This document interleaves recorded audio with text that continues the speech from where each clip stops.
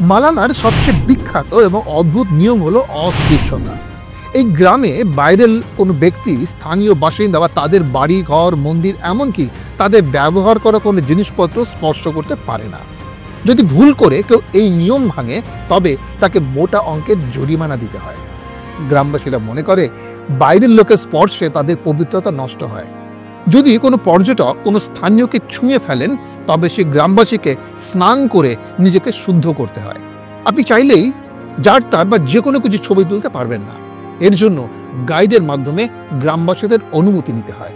বিশেষ করে তাদের দেবতা জামুল ঋষি মন্দিরে ছবি তোলা বা তার কাছে যাওয়া কঠোরভাবে নিষিদ্ধ।